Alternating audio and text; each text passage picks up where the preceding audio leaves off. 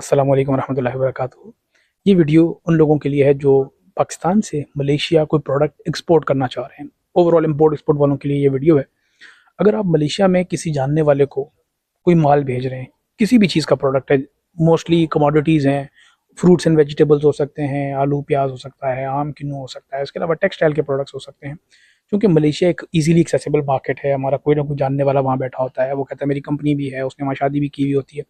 तो हम अमूमन पाकिस्तान में बैठ के इस पे बहुत ज़्यादा ट्रस्ट करते हैं कि यार चलो यार एक बंदा है अपना है, हम उसको भेज देते हैं। और आप उठ के चले भी जाते हो झट से मिलने के लिए, वो आपको चाय शाय भी पिलाता है, खाना शाना भी खिलाता है। आप कहते हो चलो ठीक है जी, मैं माल भेज देता हूँ।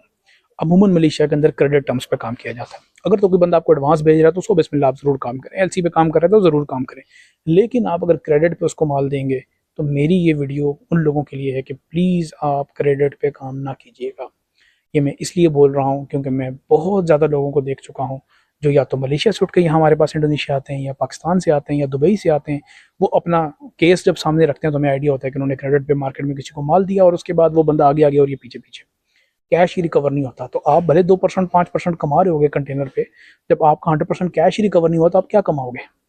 तो ये उन लोगों के लिए है कि जो मलेशिया में, चाहे आगे पाकिस्तानी है, बंगाली है, मले है, तामिल है, what ever the person is, Malaysia के अंदर जनरली आपके पास एक मजबूत लीगल स्टेटस नहीं होता।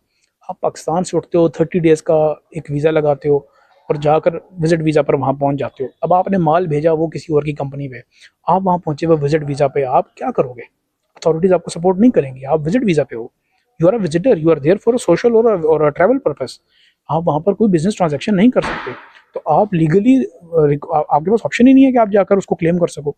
वो अगर आपको दे देगा उसकी नेकी है, नहीं देगा तो आप ढूंढते रहोगे।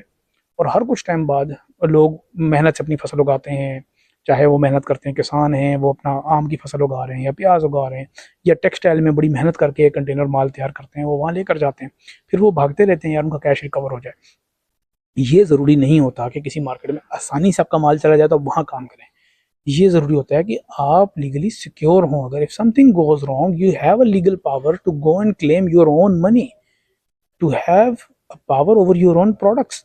आप बना रहे हो प्रोडक्ट, आपकी प्रोड्यूस है और उस पे ही आपको कैश वापस नहीं मिल रहा, ये बहुत दुख की बात है। तो हमारे पास रेगुलर बेसिस पर लोग आ रहे हैं, परेशान होते हैं, लेकिन अनफॉर्चुनेटली जब एक कंट्री आपको एज अ फॉरेनर इतनी प्रोटेक्शन नहीं देता और वो लोकल को प्रेफरेंस देता है, और वहाँ पर जो लोकल कंपनी है उसके थ्रू ट्रेड हुई होती है और आपके पास कोई बड़ी डॉक्यूमेंटेशन नहीं होती उसको साबित करने के लिए, ये 100% लॉस में चला जाता है।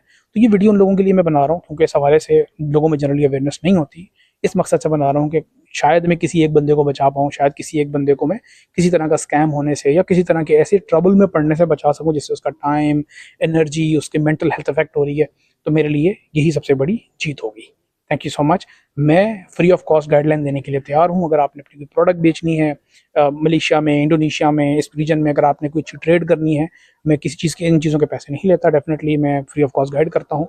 मेरे एक्सपीरियंस में होगा तो डेफिनेटली गाइड करूँगा, नहीं तो आपको किसी राइट पर्सन से कनेक्ट कर लूँगा ताकि आप मार्केट में जाकर स्कैम से, किसी तरह के इस तरह के फ्रॉड से, इस तरह की किसी प्रॉब्लम से पड़